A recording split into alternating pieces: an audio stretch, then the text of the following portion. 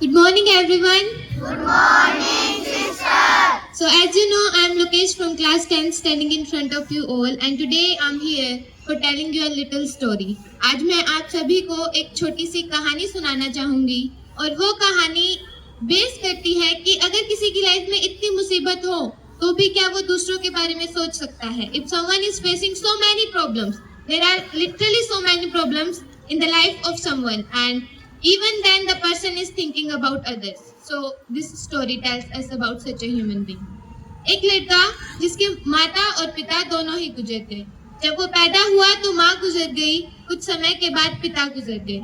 ये एक लड़का जो छोटे से गांव में रहता था, एक गरीब घर का था.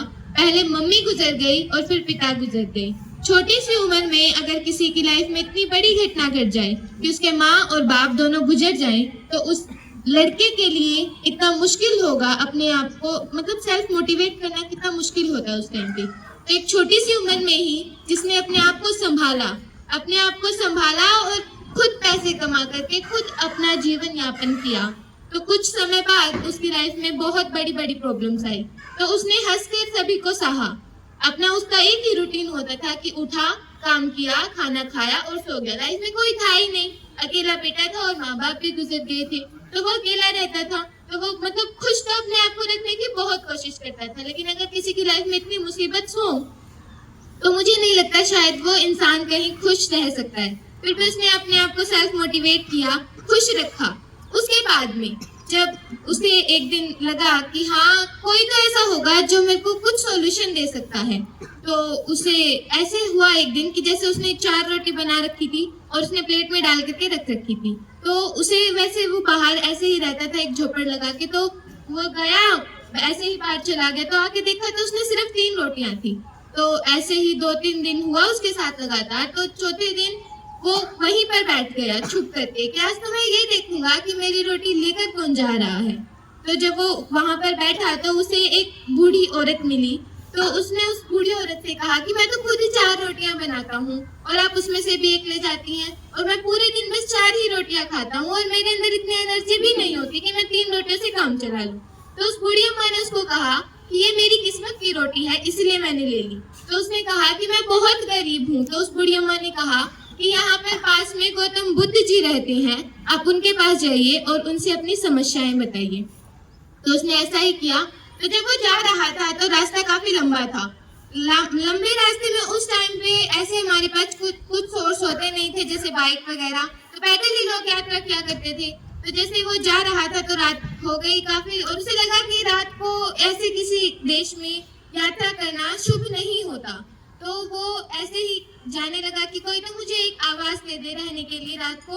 तो एक ऐसे ही एक औरत मिली उसको एक सेठ के घर में. तो उसने अपने घर में उसको रख लिया कि आज रात का आपको चाहिए तो मैं दे देती हूँ. तो वो रात को रुक गया वहाँ पे. तो रात को जैसे वो रुका था तो उस औरत ने जिसके घर पर वो गया था, उस औरत ने कहा कि मेरी आप कहाँ जा रहे हैं. तो उन्होंने बोला कि मैं गौतम बुद्ध के पास जा रहा हूँ अपनी कुछ समस्याएं लेकर के. तो उस बुढ़िया माँ ने कहा कि मेरी एक समस्या है, मेरी जो बेटी है वो बचपन से बोलती नहीं है, वो चुप रहती है, मतलब वो इन द सेंस कि मतलब बोल ही नहीं सकती है वो. तो आप जब गौतम बुद्ध जी के पास जाए तो आप उनसे ये पूछना, मेरा एक प्रश्न है कि मेरी बेटी बोलेगी कब. तो जब उन्होंने ऐसा किया तो वो जो लड़का था वो बोला ठीक है. तो अगले दिन सुबह हुई और वो चला गया. बाद में अगले जब वो थोड़ी सी दूर गया तो बाद में ऊंचे ऊंचे पहाड़ मिले उसको. अब उसने सोचा कि कैसे पार किया जाए. तो पास में एक जादूगर बैठा था और उसके पास एक छड़ी थी. तो वो कह रहा था कि मैं इतने सालों से तपस्या कर रहा हूँ कि मुझे स्वर्ग मिल जाए. कहानी काफी पुरानी है. तो जादूगर कह रहा है कि मुझे स्वर्ग में जाना है, काफी दिन से बैठा हूँ, आप कहाँ जा रहे हैं. तो उन्होंने बोला कि मुझे आप ये लंबे लंबे पहाड़ पार करा देंगे क्या. तो वो जादूगर कहने लगा आपको जाना कहाँ है. तो उसने कहा कि मुझे गौतम बुद्ध के पास जाना है, मेरे कुछ क्वेश्चन है, मेरे को उनका आंसर चाहिए, इसलिए मुझे गौतम बुद्ध जी के पास जाना है. तो उस जादूगर ने कहा कि अगर आप गौतम बुद्ध जी के पास जा रहे हैं तो मेरा एक सवाल है, उनसे ये पूछ लेना कि उस जादूगर के वो जादूगर स्वर्ग में पहुंचेगा. तो ठीक है, वो बोला ठीक है आप मुझे पार करा दीजिए, मैं आपके आंसर ला दूंगा. उसके बाद फिर वो आगे गया. फिर उसको लंबे लंबे बड़े बड़े समुद्र मिले. अब इतने बड़े समुद्र, हमको सुपरमैन तो था नहीं कि उठ के इस तरफ चला जाए, ऐसा तो था नहीं. तो वो ऐसे ही रुका.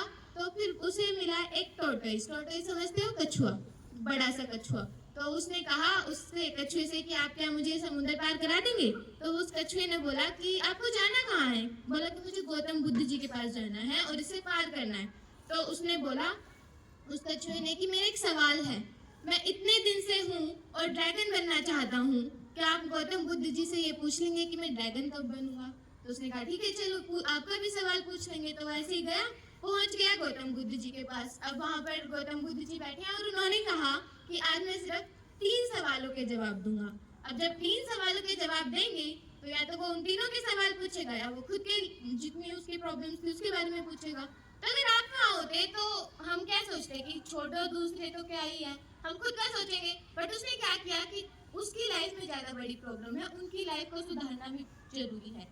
तो उन्होंने उस लड़के ने अपने सवाल ना पूछ करके वो 3 सवाल पूछे। पहला कि एक बूढ़ी अम्मा रहती है और उसकी बेटी बोली नहीं है, तो आप ऐसे बताइए कि वो बूढ़ी अम्मा की बेटी बोलेगी कब? तो गौतम बुद्ध जी ने कहा जिस दिन उस लड़की की शादी हो जाएगी उस दिन वो बोलने लगेगी। फिर उसने पूछा कि एक जादूगर रहते हैं, वो स्वर्ग जाना चाहते हैं, आप ये बताइए कि वो स्वर्ग कब जाएंगे? तो उन्होंने बोला जिस दिन वो अपनी जादुई छड़ी छोड़ देंगे उस दिन वो स्वर्ग चले जाएंगे। अब तीसरा टॉर्टोइस का क्वेश्चन कि मैं ड्रैगन कब बनूंगा? तो उसने कहा कि वो ड्रैगन उस दिन बनेगा जिस दिन वो अपना कवच उतार देगा। ठीक है, उसने तीनों आंसर लिए। अब चौथे तो वो पूछ ही नहीं सकता था, अपने क्वेश्चंस पूछने का तो कोई मतलब ही नहीं बनता। तो वो फिर आने लगा तो बाद में उसे टॉर्टोइस मिला, उसने बोला कि कवच उतार दीजिए। उसने कवच उतार दिया, उसमें बहुत सारे पत्थर थे, मतलब हमारी लैंग्वेज में हीरे होते हैं, वो पैसे बहुत कीमत होती है उनकी। तो उस कछुए ने उसको दे दिया, उस और लड़के को ही वो दे दिए सारे। उसके बाद वो आगे बढ़ा, जादूगर के पास आया। जादूगर को उसने आंसर दिया कि जिस दिन आप छड़ी छोड़ोगे उस दिन आप स्वर्ग में चले जाओगे। तो उसने वो जादुई छड़ी भी उस लड़के को दे दी कि ये लीजिए, अगर मेरे को छोड़ना है, मैं इसको स्वर्ग में जाना है तो मैं ले आप मेरी ये जादुई छड़ी ले लीजिए। उसके बाद वो आगे आया, उस अम्मा से मिला, तो उसने बोला कि आप इसकी शादी करा दीजिए और ये बोलने लग जाएगी। तो उसने कहा कि दूल्हा मेरे सामने खड़ा है। तो उसने उस लड़की की शादी अपनी लड़की से करा दी और वो लड़की बोलने लगी। तो अब उसके पास क्या, वो एक गरीब इंसान, हीरे आ गए, पैसा आ गया, जादुई पावर आ गई, जादुई छड़ी आ गई और तीसरा शादी हो गई। तो मतलब उसने दूसरों की सोच करके खुद की लाइफ में बदलाव कर लिया। ऐसा ही हमारे साथ होता है, हम डेली सोचते हैं कि आज नहीं कल कर लेंगे। डेली ऐसा होता है कि हम इतना लेजी फील करते हैं कि बस आज बायो का टेस्ट ना हो, बस आज फिजिक्स का टेस्ट ना हो, बस आज इंग्लिश का टेस्ट ना हो, ये सब चलता है। बट क्या कि हम आगे आगे टालते रहते हैं, आज नहीं हुआ कल होगा, कोई नहीं कल पढ़ लेंगे, कोई नहीं कल पढ़ लेंगे। तो ऐसे करके हमारे कितना सारा टाइम बर्बाद हो जाता है। और I just want to say कि अगर आपको लाइफ में सच में कुछ करना है, दैट इज कि डेली का काम डेली कीजिए। जिस दिन डेली का काम डेली करने की ये जो छोटी सी सीख है, ये सीख जाएंगे हम, तो हमारी लाइफ में बहुत बदलाव हो सकता है। तो my ending my words, I would just like to say कि जैसे उसने इतना बदलाव कर लिया, तो आप कुछ चीजें छोड़ करके, जैसे आलस्य, आपकी लेजीनेस और आपकी कटु वचन स्पेशली, एंड जस्ट मैं लास्ट बात बोलना चाहूंगी जो मैंने आज के सामने से रियलाइज किया। शायद अब मेरी वीडियो शूट हो रही है, शायद मेरे को बोला नहीं चाहिए, बट ये जरूर बोलूंगी, अगर कोई यहाँ आकर खड़े होने की हिम्मत रखता है, आप सभी का ध्यान अपनी स्टोरी पे आकर्षित करने की हिम्मत रखता है, तो पीछे बैठ के उसका मजाक बनाना is not a right solution. Thank you.